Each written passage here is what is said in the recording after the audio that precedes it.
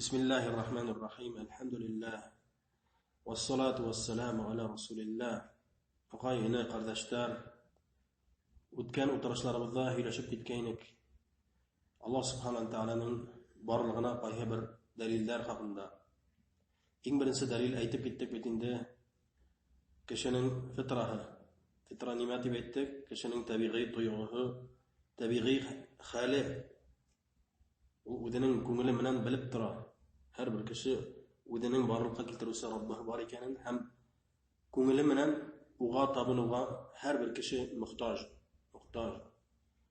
Ikkinchi dalil aytdik betinde barliq nima Alloh taolaning maxluqlari ya'ni har bir nima Alloh subhanahu wa taolo tarafidan borliqqa keltirilgan ham shu borliqqa keltirgan nimalari maxluqlari dalil bo'lib tura uning barliqqa keltiruvchi bor ekanini har bir maxluqni ayrim olganda ayrim intiklab tekshirganda biz bilamiz Alloh subhanahu wa taolo borlig'in uni barliqqa keltiruvchi bor ekanini. Üçüncüsü aytdik betinde shar'iy dalillar ya'ni Alloh subhanahu wa taolo maxluqlarin barliqqa keltirgan ham ularni bilaygina qoldirmagan. Albatta ular bilan ilmda tutgan. Alloh subhanahu wa taolo ular bilan ilmda tutgan.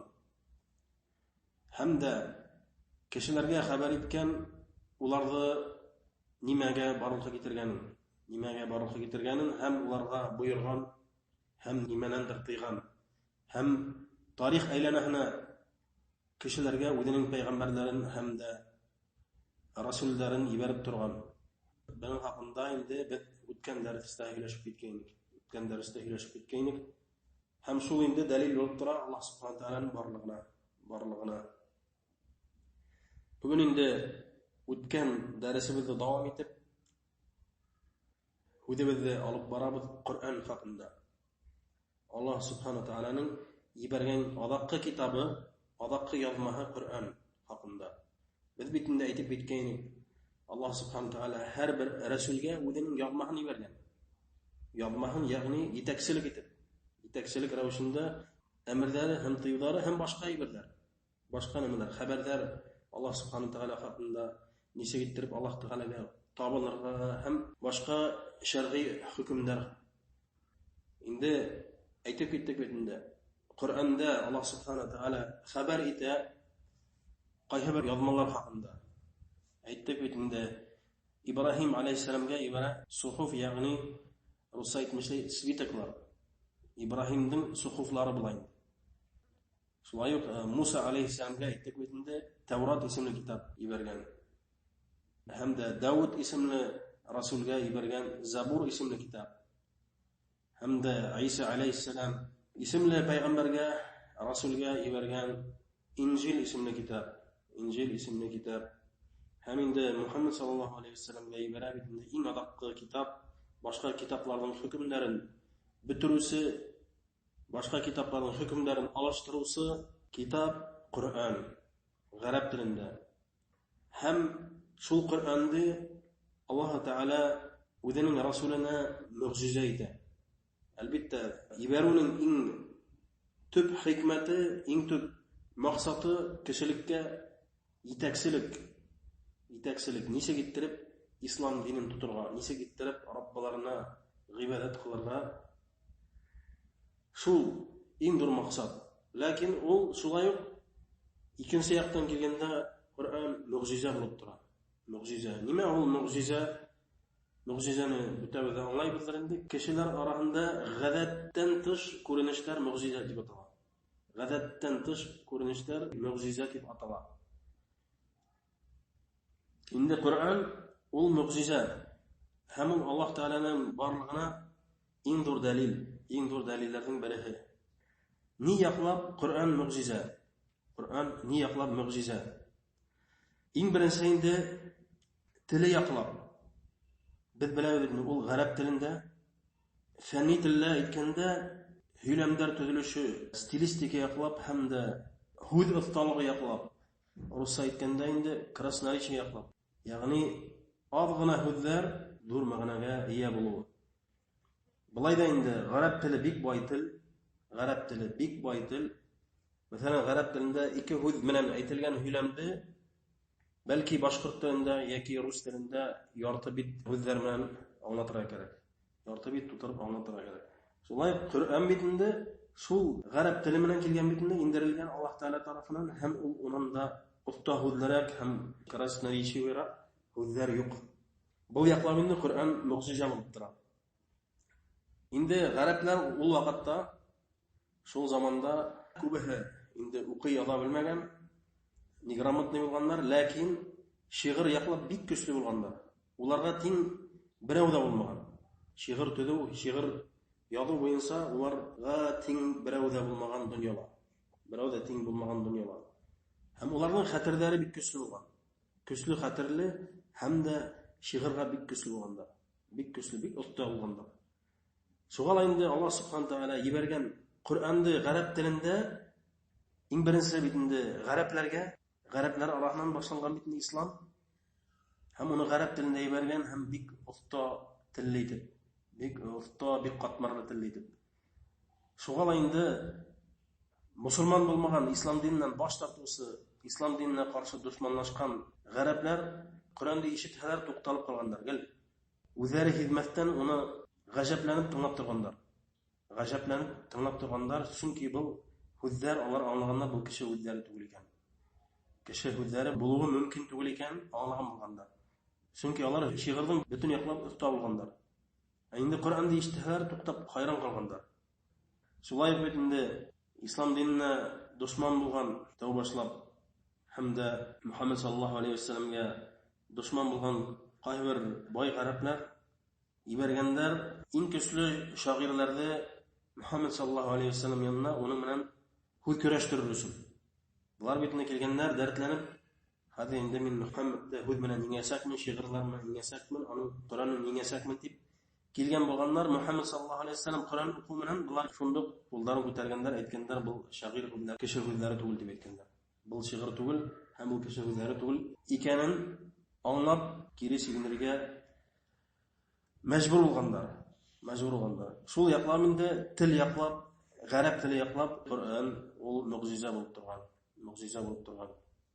Шуңа инде Раббыбыз Субхану Тәала әйтә күп урыннарында, ягъни ишара итә гарәпләргә, Коръән гарәп телендә икән.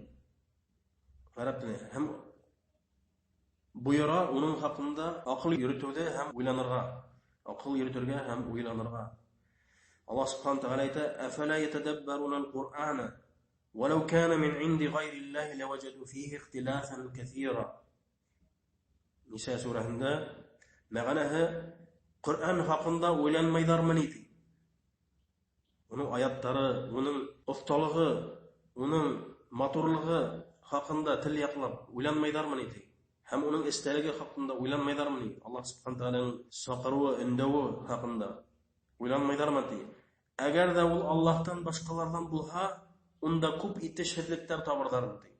Күп итешһезлектәр, капма-каршылыктар табырдар инде Аллаһ Тәала әйтә. Субханаллаһ. Шуннан Аллаһ Субхану Тәала әйтә, ишара итә, Коръәнде гарәпчә ибәрдек ди. Ундагы һүзләр барыгы гарәпләргә таныш һүзләр. Инна анзалнаху Qur'anan Arabiyyan la'allakum ta'qilun ди. Юсуф сураһының 2-нче аятында. Хаклыкта без Коръәнде гарәп телендә индердек ди. Бәлки һез уны аңларһығыз, яки акылыгызны йөрөтерһегез ди. Акылыгызны йөрөтерһегез, уны утырасында уйланырһығыз ди. Шулай Раббыбыз Субхану ва Тәала әйтә: "Ва кадалика анзалнаху Qur'anan Arabiyyan ва саррафна фиһи минал ва'iди лa'allahum yattaqun aw yuhdithu lahum dhikra." Таха сураһының 113-нче аяты. Шулай итеп без уны, ягъни Коръәнде гарәпчә индердек ди. Һәм унда каты газап хакында янаулар белән искәрттек ди. Аллаһ Тәаланың каты газабы хакында янаулар белән искәрттек ди. Бәлки улар унан куркырдар ди. Ягъни Аллаһ Тәаланың куркырдар, уның газабынан куркырдар ди. Һәм хабак алырдар ди. Ягъни гыйбрәт алырдар ди. Инде күп урыннарда Аллаһ Субхану Тәала безне Коръән хакында уйланырга чакыра. Һәм дә шулай Аллаһ Субхану Тәала Коръәнде гарәпчә индергәс, Bütün musulmanlarga инде Qur'onni үзенә җитәкчелек итеп алырга һәм ундагы булган тыюларны калдырып һәм кушканларны үтәргә кирәк. Тара кирәк, Аллаһ Тәгаләгә буйсынырга кирәк. Һәм Qur'ан инде әлбәттә кешенең тормышын булыр өчен түгел, кешенең тормышын авырайтыр өчен түгел. Киресенчә, Qur'an индерелде кешене бәхетле итер өчен. Бәхетле өчен Аллаһ Субханаһу ва Тааля әйтә: "Таха ма анзална алейка ал-Qur'ана литашqa." Таха без индермәне Qur'анды һиңа, һин бәхетһез булһын өчен ди. Һин бәхетһез булһын өчен ди. Киресенчә, индерде Qur'анды һин бәхетле булһын өчен ди. Бәхетле булһын өчен ди. Инде икенче яклап Qur'анның мөгъҗиза булуы аның истәлеге. Уның истәлеге. Караганда, кулга тотып караганда бик зур китап түгел. Бик зур китап түгел. Ләкин истәлегенә кайтканда, уның истәлеге мөгъҗиза булып тора. Унда бар гаилә эсендәге, ир менән хатын арасындагы мөнәсәбәтләр. Шулай ук иҗтимагый тормыш турында, мусулманнар арасындагы тормыш хакында, шулай ук ничек иттереп сауда алып барга, һәм нимә халал, нимә ярай, нимә ярамай, кешелеккә нимә файда китерә, һәм нимә зыян китерә. Булар барыгы Qur'анда бар. Шул яклап Qur'ан мөгъҗиза булып тора. Мөгъҗиза булып тора. Иң беренче инде Qur'анда Аллаһ Тәгалә хакында хәбәрдар. Аллаһ Субханаһу ва Тааля үзенең менән безне таныштыра Qur'анда. Qur'анда үзенең исемләре хакында һәм үзенең сыйфатлары һәм үзенең эшләре, гамәлләре хакында безгә хәбәр итә. Хәбәр итә. Һәм дә без аны интекләп өйрәнергә тиешбез. Һәм дә безгә үзен бөекләргә куша. Үзен бөекләргә куша, үзенә буйсынырга куша, һәм үзен яратырга куша. Ягъни үзенә табынырга куша. Һәм ничек иттереп табынырга өйрәтә. Ничек иттереп дөрес итеп табынырга өйрәтә. Ничек иттереп намаз укырга, ничек иттереп урада тотырга. Барыгы Qur'анда ишара ителгән. Qur'анда ишара ителгән. Шулай ук Qur'анда Аллаһ Субханаһу ва Тааля күп китерә үткән пайгамбарларның, үткән расулларның һәм уның халкы хакында, улар ибәргән халык хакында хәбәр итә. Ничек иттереп алар Аллаһ Тәгаләгә чакыргандар, ничек иттереп үткән пайгамбарлар һәм расуллар Аллаһ Тәгалә диненә үзенең адашкан халыкларын чакыргандар. Һәм ничек нинди дошманлык кичергәннәр халкы тарафыннан, уларга каршы нинди дошманлык кичергәннәр хакында Аллаһ Тәгалә хәбәр итә. Шулай Аллаһ Субханаһу ва Тааля күп халыкларны йир йөзеннән юйган. Үзләренең расулларына буйһынмаган өчен, Аллаһ Тәгаләгә буйһынмаган өчен аларны газапка тарттырган бу дөньяда, уларны тармар иткән. Улар турында Аллаһ Субханаһу ва Тааля безгә хәбәр итә. Безгә гыйбарәт булган өчен, безгә хабак булган өчен. Шулай Аллаһ Субханаһу ва Тааля битендә без үткән дәресләрдә кайһы бер аяттарны алып киттек инде, Адәм баласының барлыкка килүенең ентекләп тасвирлай Аллаһ Тәгалә. Ничек барлыкка килгән ентекләп тасвирлай, әсә карында ничек барлыкка килүе хакында. Барыгын да Аллаһ Субханаһу ва Тааля безгә тасвирлай. Хатта 20-19 буаттагы галимнәр сак белделәр кешенең ничек, ягъни медицина яклап тикшерү ягынан өйрәнделәр кешенең әсә карында нинди стадиялар үткәнен, нинди рәвештә булгандарын 19-20 буаттарда гына белделәр. Кешеләр микроскоп белән саргас, шу вакытларда гына белделәр тикшеренүләр белән. Буның Qur'анда 1400 ел элек хәбәр ителгәнен белгәс, бик хайран калдылар. Әйтәләр инде кайһы бер галимнары ислам кабул итә дип. Шулай ук инде йөрдә һәм күктәрдә барлыкка китерү хакында. Аллаһ Субханаһу ва Тааля безгә тасвирлай, ничек иттереп йөрдәләрдә һәм күктәрдә барлык икән. Һәм уларның нинди бөек икән, караһак төнне баш өстенә караһак күрәбез бит нигә дулган планеталар, галактикалар. Булар беренче кат күк кенә. Беренче кат күк кенә. Инде аннан башка 6 кат күк бар. 6 кат күк бар. Субханаллах. Ул нинди бөек мәхлуктар. Шулай ук Адәм баласының мәнфәгатьләре һәм ихтияҗлары хакында Аллаһ Субханаһу ва Тааля хәбәр итә Qur'анда. Бүтән яклап. Айрым кешеләр өчен, шулай гаилә өчен һәм шулай ук кешеләрнең иҗтимагый мәнфәгатьләре хакында барыгында Аллаһ Субханаһу ва Тааля Qur'анда ишара итә. Һәм шулай әйтеп китте, нимә ярай кешегә, нимә ярай халал, нимә харам икән Аллаһ Субханаһу ва Тааля анатып китә безгә Qur'анда. Әгәр дә барыгы кешегә харам иткән әйберләр барыгы кешенең тормышына, уның организмына дип әйтәйек, һәм Шулай тормышына, көн күрешенә зур зыян китергән. Беләбез. Мәсәлән, исерткеч эчемлекләр һәм наркотиклар барыгы тыелган исламда. Һәм бер кемгә ләсә түгел, зур зыян икән. Зур зыян китергән кешенең организмына һәм кешенең гаиләһенә һәм иҗтимагый тормышына. Субханаллах. Аллаһ субхана тааля безне барлыкка китергән, безгә нимә файда, нимә зыян икән яхшы белүсе. Яхшы белүсе.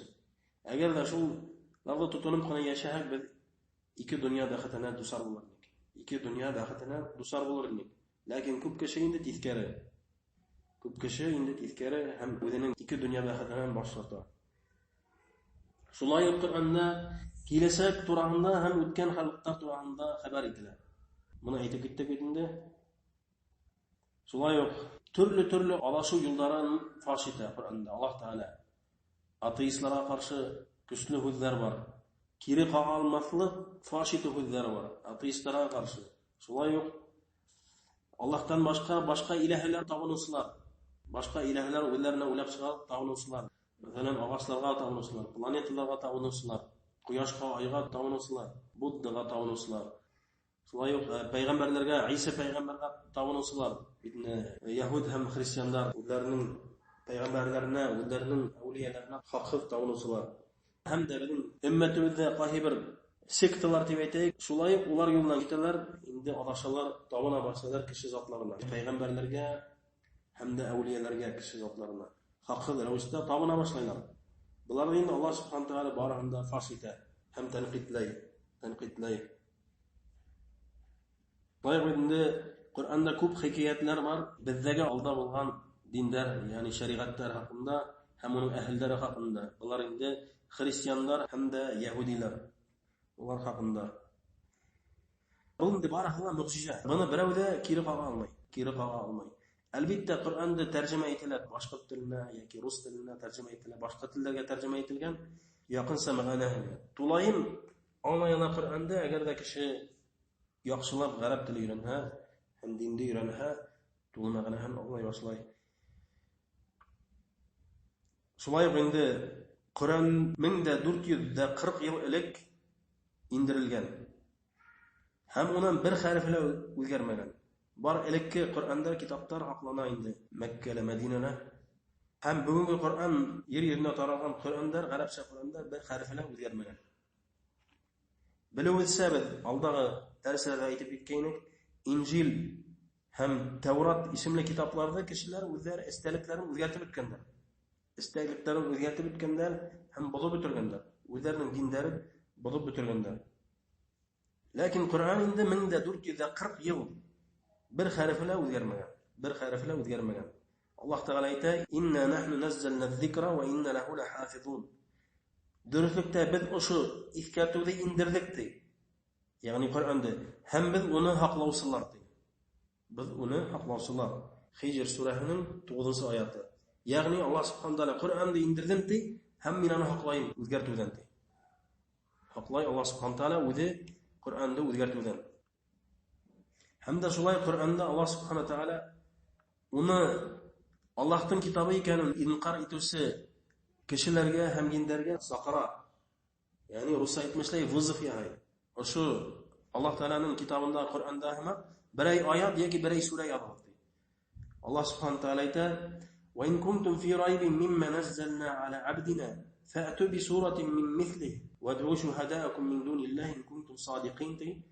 Ал-Бақара сүрәһенең 23-нче аятында, әгәр дә һез без индергән Коръәнгә шикләнһәгез ди, үзегез берәй уга охшаган сүрә менән килегез ди, яки сүрә килтерегез ди. Һәм Аллаһтан башка шаһидларыгызны чакырыгыз ди. Ягъни кешеләрне, йиндәрне кемне теләйсез чакырыгыз ди. Әгәр дә һез дөреслекдә булсагыз ди. Белү буенча 1440 ел буена бер аятта, бер сүрәлә кеше яза алмаган. Кешелек дөнья күпме ислам диненең дошмандары, ислам динен әрләүче, хугучы кешеләр булган кешелек дөньясында, әгәр дә шул якка килгәндә берәһе дә Коръәнгә охшатып берни дә яза алмаган. Шулай Аллаһ субхана тааля әйтә: "Кул ла ин иҗтама'ат ал-инсу вал-җинну ала ан я'ту бимисли һаза ал-Qur'ан ла я'тун, валау кана бa'дуһум ли бa'дин ظهيرا." Al-Isra surasining 2-oyati. Aytdi, ey Muhammad, ya'ni dinli kishilarga aytdi, agarda kishilar hamindar yilhalardi, birgalab yilhalar, o'sha Qur'on-ku kitobda yozarga, ular yoza olmaslar, bir-birihin yordamga chaqirarlardi. Bir-birihin yordamga chaqirarlardi. Ham eng zo'r maqsad Qur'onda nima u? Ul kishilikka yetakchilik. Kishilikka yetakchilik ham Alloh subhanahu taolo boshda anglata kishiga ul nishik barliqqa keltirganini, kim ani barliqqa keltirganini, ham ni uchun barliqqa keltirganini ayta: "Va ma xalaqtul jinna wal insa illa liya'budun." Men kishilarni ham jinlarni barliqqa keltirdim, mengagina tavhid darasin deydi. Mengagina tavhid darasin deydi. Nima ul tavhid? Biz aytdik bitni. Uni buyuklav, uning oldinda kamhanu, uni yaratuv ham uga bo'yinu bilan. Va bo'yinu bilan tegi darsda aytib ketgaynik. Şolay Allah subhanahu taala ayta: "Ya eyyuhan nas, ey kishilar, u'budu rabbakumul-lezî xalaqakum vel-lezîne min qablikum la'allakum tattaqun."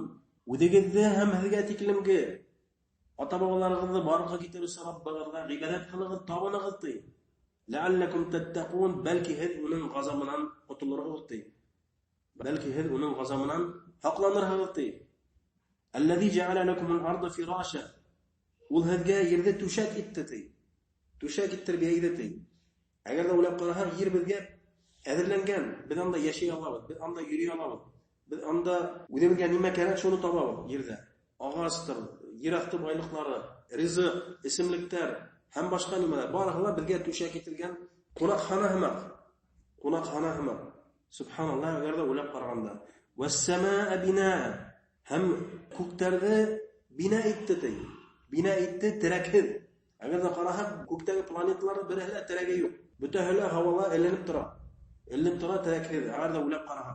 Va anzalna minas-samaa'i maa'a. Ham hizgati ko'kdan irtandi huv indirlikdi. Huv bilan yashayman, bir tiriyam yashayman. Fa akhraja bihi minas-samarati rizqan lakum. Ham hizga shul huv minanti yerdan sig'ardi turli oshamliqlar, turli yashilsalar ham yemishlar sig'ardi. Hizga rizq etibdi. Fala taj'alu lillahi amdadan wa antum ta'lamun. Şoğala Allah'a birovdilar tinglamagiz, shu orada bilan turibdi. Shutlab o'tgan ayberlarda bilan turib, uga birovdilar tinglamagiz. Ya'ni undan boshqa birovga bo'yinmag'iz. Birovdilar ulug'lamagiz, buyuklamagiz, topilmagiz. Subhanalloh. Endi Qur'onning eng tub maqsadi ul kishiga yetakchilik. Yetakchilik Alloh taolaning nishigittirib buyuklarga, nishigittirib uga qul bo'lib yasharga. Nishigittirib uga qul bo'lib yasharga. Ham Alloh subhanahu taolo shu Qur'onda xabar eta bizga agarda kim uga bo'yinib yashay, musulmon bo'la, uga nima azirlangani. Nindi izgi yozalar qiyomat kunida azirlangani. Igesiga bo'lmagan jannat baqsalari. Ular ostida yilg'alar ag'ayata. Unda turli yemishlar ham unda u mangilik qolasa. Shulay kimda Allohga bo'yinirga bosh torta, kufrlikda qolabira, ham shu yo'lda o'lib keta, Alloh subhanahu taolo uga nindi mangilik yoza bera. Qo'rqiniz qutus mangilik yoza bera. Shular haqida Alloh taolo ko'p o'rinda tasvirlaydi. Ham jannatlar o'zmaq boqsalar nindi ekanini ko'p o'rinlarda birga tasvirlab ketadi. Inshaalloh Alloh taolo nasib etsa kelajak qaybi darslarda shul temaga to'xtalib ketirib jannat boqsalari haqida oyoqlarni o'qib, ularni anlatib ketasak bo'ladi inshaalloh. Endi aqlli kishi nishlarga tegish, albatta o'zining Robbina bo'yinga tegish. Aqlli kishi o'zina foyda tilagan, o'zina yaxshilik tilagan kishi albatta o'zining Robbina hech shakl bo'yinga tegish. Uning Robbini tanib, uga ibodat qilib, qo'shqanlarni o'tab, deganlardan tiyilib yasharga tegish. Subhanakallahumma bihamdika ashhadu an la ilaha illa anta astaghfiruka va atubu ilayk.